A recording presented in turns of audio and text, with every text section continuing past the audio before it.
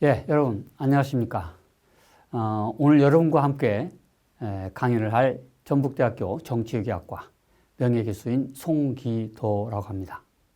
제가 여러분과 함께 이야기할 것은 이 컬럼버스의 신대륙 발견에 관한 이야기입니다. 컬럼버스가 1492년에 신대륙에 다녀왔죠. 그런데 발견은 거짓말이다. 이런 큰 타이틀로 이야기하고요. 컬럼버스가 다녀와서 여러 가지 재미난 일들이 있었어요. 그 일들에 대해서 하나하나 이야기를 좀 나눠보도록 하겠습니다. 먼저 여기 지금 사진이 보이시죠? 이 사진은 바르셀로나에 가면 컬럼버스 광장이라는 게 있습니다. 바르셀로나 바닷가에. 거기에 있는 동상입니다. 굉장히 큰 동상이죠. 여기 제일 위에 컬럼버스가 지금 여기 있습니다. 컬럼버스 동상이 바르셀로나도 있고 다른 곳에도 있습니다. 마드리드도 있고 곳곳에 있는데 콜럼버스 동상의 특징 중에 하나는 먼 바다를 향해서 손을 들고 있다라는 거예요. 가리키고 있다는 거예요. 이것도 아메리카겠죠, 당연히. 네. 이 바르셀로나에 이 동상이 있는 거는 콜럼버스가 신대륙에 다녀와서 바르셀로나로 귀환을 했기 때문에 여기가 이 동상이 있습니다. 그리고 이 바르셀로나 앞에 항구에 가면 컬럼버스가 타고 갔던 산타 마리아라는 그 배에 지금 모형이 만들어져 있죠. 오늘 내용은 컬럼버스는 왜 서쪽으로 갔을까? 동쪽으로 가도 되는데 왜 서쪽으로 갔을까라는 거고, 두 번째, 컬럼버스 항해는 어땠을까? 세 번째, 다녀와서 그럼 그냥 말았나? 그 당시 해양 제국이었던 포르투갈과 스페인이 서로 싸움을 하게 됐죠. 컬럼버스가 갔다 온 땅이 정말 이게 아시아를 갔다 온 거냐? 아니면 이게 우리 포르투갈 땅을 좀 더 갔다 온 거냐? 그래서 둘이 맺은 조약이 또르데시아스라는 조약입니다. 그 다음에 더 중요한 거는 이게 지금 우리가 아메리카라고 알고 있잖아요. 아메리카는 아메리코 베스푸치의 이름을 따서 만든 거죠. 그래서 이제 아메리카라고 이야기를 하지만 스페인은 라스 인디아스라고 했거든요. 콜럼버스를 기리기 위해서 콜롬비아라는 이름을 쓰기도 하고요. 또 하나 중요한 건 바야돌리드 논쟁인데 컬럼버스가 가서 인디언들을 데리고 왔죠. 그때 기독교 왕국이었던 1000년이 넘도록 기독교를 믿었던 유럽 사람들은 하느님이 아담과 이브를 만드신 다음에 엄청난 논쟁에 빠진 거죠. 이 과연 뭘까, 이 사람들은? 이게 인간일까? 뭐 이런 논쟁이 벌어진 거죠. 마지막 그러다 보니까 이제 컬럼버스가 다녀온 다음에 세계를 유럽이 지배하기 시작했고, 그리고 지금까지도 우리는 서구 중심적 이런 생각 속에 살고 있다. 이 이야기를 하려고 하겠습니다. 먼저 컬럼버스는 왜 서쪽으로 갔을까? 이야기죠. 쉽게 말하면 동쪽으로 갈 수가 없었어요. 그 당시 15세기 말에 이미 동쪽은 말이죠. 그러니까 지금 이제 터키 이쪽 이란 이락 이쪽 다 지금 예루살렘 그리고 지금 그리스 이쪽까지 전부 다 오스만 투르크가 오스만 제국이 점령하고 있었죠. 그래서 1453년에 콘스탄티노플이 함락이 됐기 때문에 이미 그쪽으로는 이제 더 이상 갈 수가 없게 됐다라는 거예요. 여기 지도를 하나 보시죠. 여기 보이시죠? 이게 여기서 지금 이게 유럽인데 말이죠. 유럽이 지금 여기죠. 이 노란색으로 보이는 게 오스만 제국이 최대 영토 때의 지도입니다. 물론 1453년에는 이 지역이 이렇게 점령이 돼 있었죠. 이제 좀 확대된 거고요. 그러니까 이 지역이 막혀 있었다라는 거는 이쪽에서 일로 갈 수가 없게 됐다라는 거예요. 특히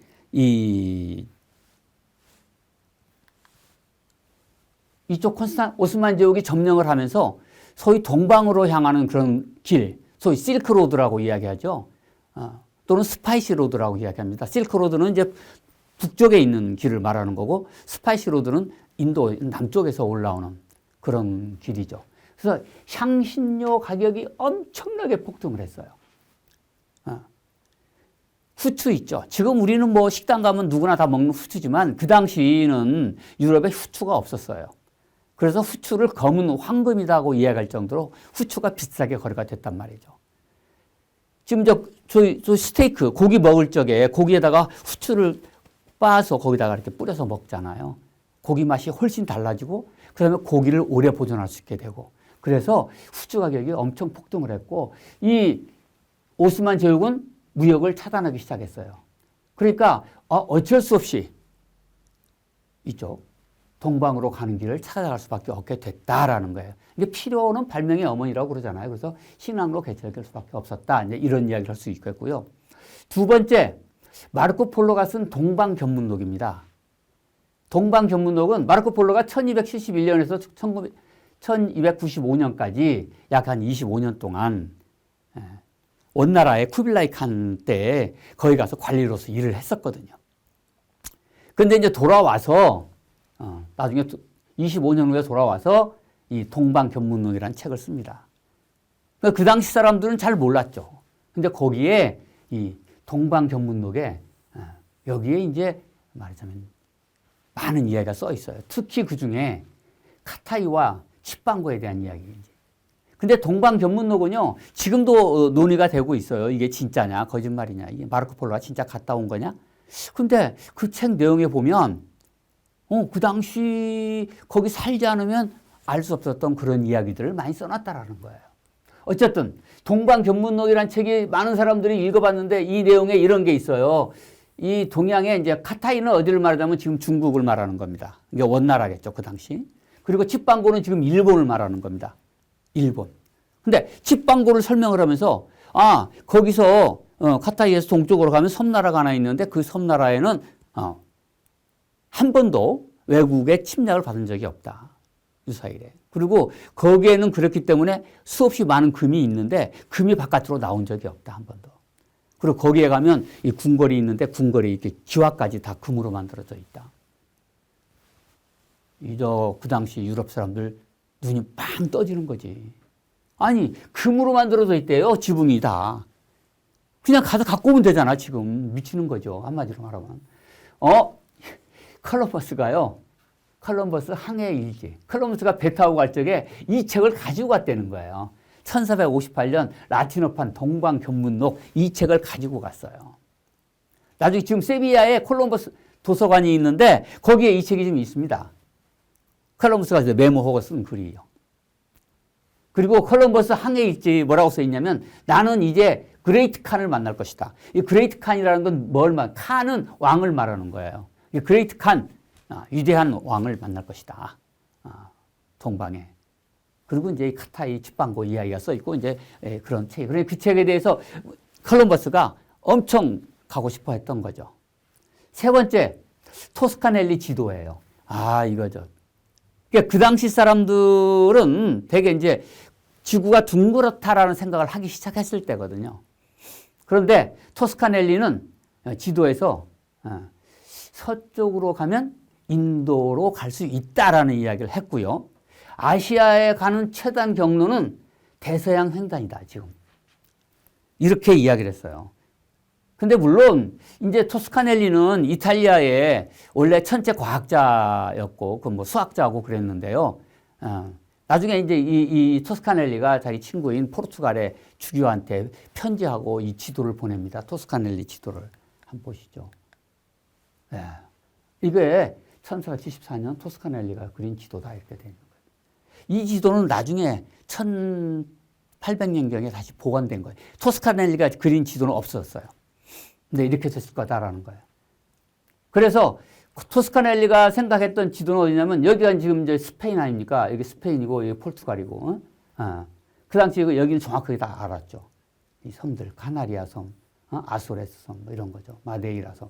이렇게 있고. 근데 여기 칩방고가 여기 있다. 이게 일본이죠. 카타이가 여기 있다. 중국이 여기 있다. 이렇게. 그러니까 지금 지도보다 우리가 알고 있는, 이게 지금, 이 하얗게 보이는 게 이게 지금 현재 지도예요, 여기. 그러니까 이게 아시아가 여기 지금 여기서 이만큼 거리면 간다. 엄청난 착각을 한 거죠. 지금 현재 거리보다도 약 3분의 1로 축소해서 이야기한 거예요. 나름대로 뭐 계산을 했는데 잘못한 거죠. 콜럼버스는 이런 이야기를 들으면서 그래? 이거 한 5주면 가겠는데? 이렇게 생각을 했다는 거예요. 실제보다 3분의 1 정도인 5,680km로 계산을 했던 거예요. 근데 실은 아니죠. 실은 중국까지 가려면 16,000km를 더 갔어야 되죠. 3배를 더 갔어야 되는데 이렇게 했다. 더 웃기는 건 대서양 한가운데 전설의 섬인 안틸리아가 존재했다. 이 뭐 그리스 때 나왔던 이야기인데 그래서 이 지도에다가 그려놨어요. 안틸리아라고. 그리고 콜럼버스 생각할 적에 여기 5주면 가는데 한 3주면 말이야. 여기서 이렇게 가갖고 한 달도 안 걸리겠구나 여기. 이렇게 생각하고 간 거죠. 또 여기까지 또 뭐 그렇게 여행을 한 거죠. 그래서 콜럼버스는 저희가 볼 적에는 이 3가지 이유로 서쪽으로 갈 수밖에 없었다라고 설명할 수가 있을 것 같습니다. 그럼 콜럼버스 항해에 대해서 이번에는 이야기를 하죠. 그럼 콜럼버스는 어떻게 갔냐? 처음에는 이제 포르투갈에 갔었어요. 원래 콜럼버스는 뱃사람이에요. 그래서 이제 이탈리아 제노바 출신인데 배를 타고 있었는데 막 어릴 때부터 배를 많이 타서 잘 알았죠. 그러다가 이제 포르투갈에 가갖고 자기가 이제 계산을 한 거죠. 이런저런 이야기 들어보니까 이거 서쪽으로 가면 되겠구나. 그래서 이제 포르투갈에 가갖고 그 당시 포르투갈 왕에게 이야기를 해요. 요즘 식으로 보면 이제 프로젝트, 제가 일단 벤처 사업가라고 써놨는데 프로젝트를 낸 거예요. 이 서쪽으로 가면 제가 가서 인도 가서 황금 갖고 오고 이렇게 오겠습니다. 도와주십시오. 근데 그 당시 포르투갈은요 이미 아프리카를 따라서 쭉 간 거예요. 그러니까 아프리카를 따라간다는 얘기는 무슨 말이냐면 배를 타고 가잖아요. 배에 가는데 동쪽으로 계속 이렇게 동쪽으로 이 육지가 보이는 거죠. 멀리 가면 주우니까 동쪽을 따라서 쭉 내려간 거죠. 내려가고. 근데 콜럼버스가 가갖고 그 이야기를 했을 적에 바스코 다 가마가 아프리카에서 희망봉을 찾았어요. 희망봉을 찾았다는 얘기는 뭔 말이에요? 동쪽으로 이제 갈 수 있게 됐다라는 거예요. 인도로 갈 수 있게 됐다. 그러니까 포르투갈에서는 관심이 뚝 떨어진 거예요. 크게 없어요. 그래서 스페인으로 간 거죠. 스페인 이사벨 여왕한테 가서 설명을 또 자꾸 한 거예요. 그래갖고 스페인 이사벨 여왕하고 했는데 그 당시 스페인 전쟁 중이었거든요. 아랍이 지금 그라나다, 스페인 남쪽을 이슬람족이 차지하고 있었어요. 그래서 전쟁 중이었기 때문에 너 전쟁 끝나면 와라 그랬거든요. 그런데 1492년 1월 달에 그라나다가 항복을 했어. 갑작스럽게. 전쟁이 끝났어. 그러니까 콜럼버스 다시 가서 이야기했죠. 도와주십시오. 그래서 오케이. 그래서 1492년 4월 17일 스페인의 이사벨 여왕과 콜럼버스는 협약을 하나 맺습니다. 그걸 산타페 협약이라고 이야기합니다. 이 협약은 뭐냐면 콜럼버스가 이제 배 타고 가면 기사와 제독의 자기를 준다라는 거예요. 그리고 이거는 종신이고 세습된다 이렇게. 두 번째, 발견한 지역에 총독의 지위를 준다. 세 번째, 이게 가장 중요한 겁니다. 획득한 총수입의 10분의 1을 자기가 갖는다예요. 콜럼버스가. 스페인으로서는 뭐 크게 손해볼 건 아닌 것 같아요. 10분의 1만 주면 되는 거니까. 어쨌든 이렇게 해서 계약을 맺고 여기 그림에 보이듯이 세 척의 배를 타고 바다를 갑니다. 스페인의 팔로스 항을 출발했어요. 8월 3일 날 세비야죠. 세비야에서 강가 따라서 나와 있는 항구입니다. 거기에 빨간글씨 써놨습니다. 산타 마리아 핀타 니냐. 그리고서 사실 그 당시 뭐 스페인이 이렇게 했다고 그러지만 실은 이 산타 마리아 배 한 척 준 거예요. 그리고 이 89명의 선원 그 동네 가서 그냥 불황자들 사실 사람들이 그거 가려고 하겠어요? 모르는데. 지금 예를 들어서 한번 생각해 보세요. 지금 저기 어디 화성, 금성 간다. 갈 사람 모여봐라. 그럼 지금 쉽게 가겠어요, 지금? 죽을지 어쩔지도 모르는데. 그런데 이제 거기에 있었던 핀손 형제가 이제 자기 배 갖고 오죠. 이 배 이름이 참 재밌다고 생각이 드는 게 저는 세척인데 혹시 기능 알아두세요. 산타 마리아는 성모 마리아다 그런 뜻입니다. 이게 기함이죠. 제일 큰 배. 아마 2배일 것 같아요. 산타 마리아. 이건 콜럼버스 타고 갔죠. 그러면 이제 핀손 그 형제가 또 핀따. 핀따가 스페인어로 무슨 뜻이냐면요. 얼룩졌다 그런 뜻입니다. 얼룩졌다. 아, 배 이름이 얼룩졌다면 무슨 말이에요? 아, 중고라 이런 뜻 같아요. 저는 중고. 세 번째, 니냐. 니냐는 무슨 말이냐면 여자 꼬마 아이란 뜻입니다. 스페인에서 한 4살이나 5살 먹은 아이를 니냐라고 그럽니다. 남자는 니뇨라고 그러고. 그러니까 배 이름이니까 니냐가 되겠죠. 니냐. 이게 무슨 말이야? 조그마한 배다 그런 뜻입니다. 그러니까 배 세척인데 큰 배 하나. 이게 좀 바르셀로나 앞바다에 지금 있는 배죠.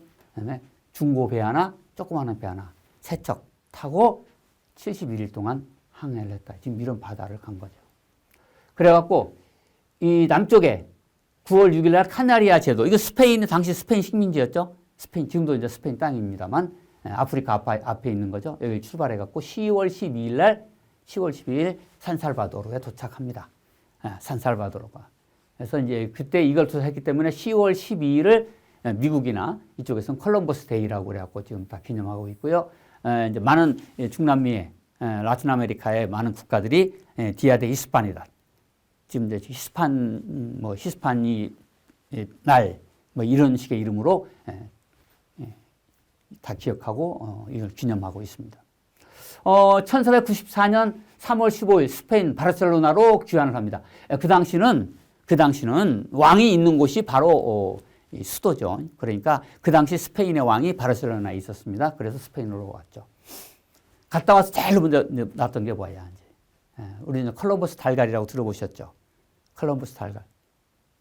콜럼버스가 와갖고 엄청 사람들이 이제 놀란 거죠. 그리고 뭐 스페인의 이사벨 여왕부터 시작해갖고 엄청 총애를 하고 이러니까 많은 귀족들이 시기 질투하는 거야. 야, 너 뭐 별것도 아닌데 뭘 그렇게 그래. 그래서 어느 날 이제 식사를 쫙 하는데 거기서 이제 그런 거죠. 귀족들이 콜럼버스에 대해서 시기 질투하는 거죠.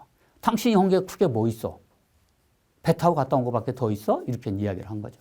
그때 콜럼버스가 이야기를 한 거죠. 여러분, 달걀을 하나 주면서 이거 한번 세워보십시오. 달걀을 한번 세워보세요. 이렇게. 사람들이 달걀을 세우려고 그랬어요. 달걀. 콜럼버스 달걀. 이게 세비야에 1995년에 만들어 놨더라고요. 저는 옛날에 갔을 때는 없었는데 이건 이비사에 지금 있는 거고요. 달걀을 세워보세요. 아무도 못 세웠어요. 이거 달걀 여러분 안 세워지잖아요. 콜럼버스가 주세요. 제가 세우겠습니다.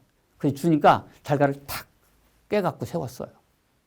그 사람들이 다시 이야기했죠. 아니 그러면 그걸 그렇게 깨면 못 세울 사람이 누가 있어? 콜럼버스가 그랬죠. 네, 바로 그겁니다. 발상의 전환. 콜럼버스 달걀입니다. 이게 이제 많이 이제 이야기 되는 거죠. 그래서 콜럼버스 달걀이라는 이야기를 했고요.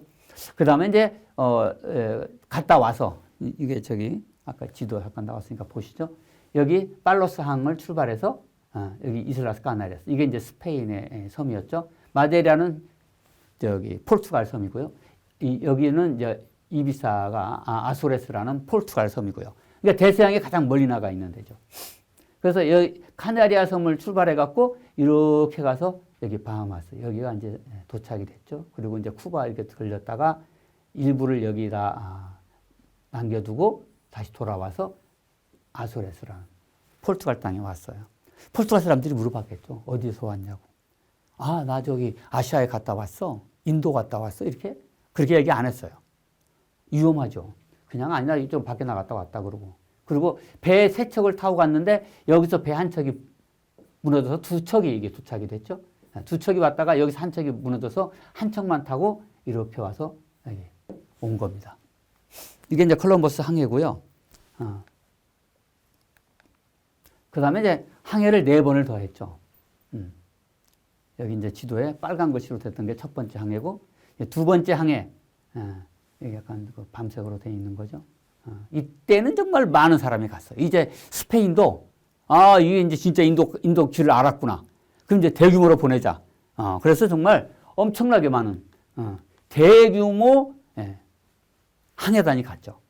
17척의 배에 1,200명. 대선단이 간 거예요. 나중에 2014년에 그 아이티 근해에서 산타마리아호 잔해가 발견됐답니다. 어쨌든 이렇게 했고 그 다음에 2번을 더 다녀왔죠. 여기서 이제 파란색으로 3번째 해갖고 여기 지금 베네수엘라 이쪽 남미 북부를 갖고 왔고요. 마지막에 네 번째 여기 중앙 아메리카를 갔다 왔죠. 그러고서 이제 마쳤죠. 근데 사실 콜럼버스가 생각했던 많은 금이라든가 은이라든가 귀금속, 그 다음에 또 큰 제국 이런 거 못 만난 거예요. 그렇게 여행이 끝났고, 사실 콜럼버스는 여행 끝나고 그 스페인의 자기 후원자였던 이사벨리 왕이 먼저 죽음으로 인해서 사실 정치적으로 굉장히 불행하게 죽었습니다. 그래서 죽은 다음에 내 무덤을 스페인에다가 하지 말라 이렇게 이야기를 했어요. 그래서 지금도 논쟁이 돼 있죠. 지금 세비야에 가면 스페인 콜럼버스 그 무덤관이 있어요. 거기 세비야 대성당에. 그건 나중에 이제 만든 거고요. 이 산토 도밍고 여기에도 콜럼버스 무덤이 있어요. 어떤 게 진짜인지 지금 뭐 파시지 않아서 모르겠는데, 어쨌든 콜럼버스는 나중에 상당히 외롭게 죽었죠. 그건 어쨌든 위대한 발견을 한 거죠. 자, 첫 번째 문제, 또르데시아스 조약. 이게 어떤 조약입니까? 제가 앞에서 이야기했죠. 아소레스 이렇게 왔는데 포르투갈 사람들이 물어본 거죠. 콜럼버스한테. 당신 어디서 온 거예요? 그러니까 나 저쪽 바다에 좀 갔다 왔어. 이렇게 이야기했겠죠. 그리고 이제 돌아왔어요. 스페인에 와갖고 이사벨 왕한테 이야기했어요. 내가 인도를 다녀왔습니다. 그래? 야, 그러면 저기 멀리 갔다 왔는데 이제 거기는 우리 땅이다 이제. 그러니까 이제 포르투갈이 아니 쟤 갔다 온 게 우리 섬에서 조금 더 간 거야. 그러니까 이제 문제가 붙었을 거 아니에요. 포르투갈하고 스페인하고. 그래서 이제 그거를 그 당시 교황이었던 알렉산더 6세에게 부탁을 한 거예요. 아니, 당신이 좀 이거 정리 좀 해주세요. 그러니까 알렉산더 6세가 그 당시는 교황 말이 엄청나게 중요했죠. 교황의 권한이 컸죠. 지금의 유엔 사무총장 이거 정도가 아니죠. 그러니까 그때 알렉산더 6세가 이제 이야기를 한 거죠. 교황 칙령을 내렸죠. 좋아. 아소레스 섬에서 해갖고 100리그. 그러니까 이렇게 있으면 100리그 가갖고 줄 하나를 쫙 펴서갖고 여기서 동쪽은 여기 포르투갈 땅, 여기서 서쪽은 스페인 땅으로 오자. 이렇게 이제 이야기를 한 거예요. 여기 지금 보이죠? 그래서 처음에 만들어진 게 이렇게 되는 거죠. 이렇게 이 선. 이게 이제 교황 6세가 알렉산더 6세가 이야기해갖고 여기서 이렇게 한 거예요. 이렇게 있죠. 근데 그 당시 교황 알렉산더 6세가 스페인 출신이에요. 스페인 출신 교황이 몇 있는데 많지는 않고. 근데 알렉산더 6세가 스페인 출신이었어요. 그러니까 포르투갈에서 이의 제기를 한 거야. 아니, 이거 뭐 알렉산더 6세가 말이야. 이거 스페인 출신이라 스페인한테 유리하게 한 거 아니야, 이거. 그러니까 요즘식으로 하면 이제 땡깡 한번 놓아본 거지. 스페인으로 직접 하자. 그러니까 스페인이, 그래? 아유, 알았어, 그럼. 그래갖고, 여기, 케이프 베르데로부터 370리그. 여기 이제 100리그가 아니고 370리그. 엄청 많이 간 거죠. 킬로미터로 오면 420km인데 1500km. 이쪽 땅. 그래서 이렇게 지도가 이제 만들어진 거죠. 여기까지 온 거예요, 여기까지. 이렇게. 그래서 이게 지금 포르투갈 땅이 된 겁니다. 브라질이. 그래서 유럽에서 여기 아메리카에서 여기만 브라질만 나중에 이제 더 영토가 확장이 됐죠. 브라질만 포르투갈을 쓰게 된 이유예요. 그래서 그때부터 동쪽으로 간 거를 동인도, 이게 포르투갈이죠. 서인도, 스페인이죠. 지금도 카리브 연안을 서인도 제도라고 이야기하잖아요. 그리고서 이 되게 웃기는 게 신세계를 말이죠. 주인 없는 땅으로 간주하고 자기들의 정복을 정당화했다. 이게 아니 거기 자기들만 줄 쫙 펴서갖고 이거는 네 거, 이거는 내 거. 이거 되게 웃기는 거잖아요. 더 웃기는 거는 1500년에 페드로 알바레스 카브랄이라는 포르투갈의 항해사가 브라질을 발견합니다. 1500년에. 이게 저기 북쪽에서 이렇게 이제 포르투갈에서 내려와 갖고 아프리카로 오다가 풍랑을 만나갖고 옆으로 빠져서 가요. 그래서 새로운 땅을 도착한 거야. 그 도착해서 나중에 이제 자기 나라 가서 이야기했지. 거기 가니까 땅이 있다. 얼마큼 바다를 가니까. 그게 우리 땅이다. 그랬는데 이게 언제예요? 1500년. 그러니까 이미 6년 전에 자기 땅이 된 거야, 이게. 1494년이니까. 6년 전에 이미 자기 땅이 된 거예요. 여기서 이렇게 오다가 일로 가야 되는데 이렇게. 못 가고 바로 여기 도착이 되는 카브랄에. 그래서 세계가 이렇게 나눠진 거죠.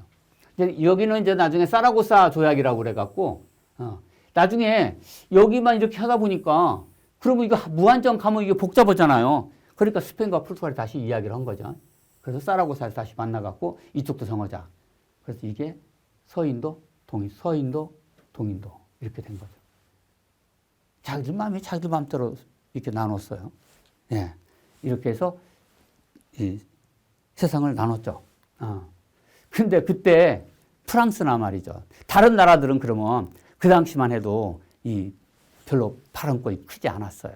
왜 그러냐면 첫째는 일단 교황의 영향력이 너무 컸고요. 교회가. 그 교회를 뒤에서 후원하고 한 게 누구냐면 스페인하고 특히 스페인이죠. 스페인과 포르투갈이에요. 두 번째, 그 당시 영국이나 프랑스는 아직 항해라든가 이런 기술이 발달이 안 돼 있었어요. 이때는. 그러니까 스페인과 포르투갈이 세계 최고 항해 국가가 됐으니까 프랑스와 영국도 별로 크게 발언권이 없었죠. 또 네덜란드나 이런 나라는 스페인 식민지였어요. 그 당시. 네덜란드, 벨기에 다 스페인 식민지였거든요. 그 다음에 이제 이탈리아에 이제 그런 또 이야기할 수 있는 나라가 있죠. 예를 들면 베니스라든가 피렌체라든가 밀란이라든가 이런 도시 국가들이 있었는데 이들 국가들은 지중해에 치중하다 보니까 이쪽 대서양 이쪽에는 관심도 없었고요. 그러니까 자연스럽게 둘이 나눠가지고 됐다라는 거예요. 그 당시 프랑스와 1세가 한 말이 되게 좀 재밌어요. 이렇게 이야기했어요.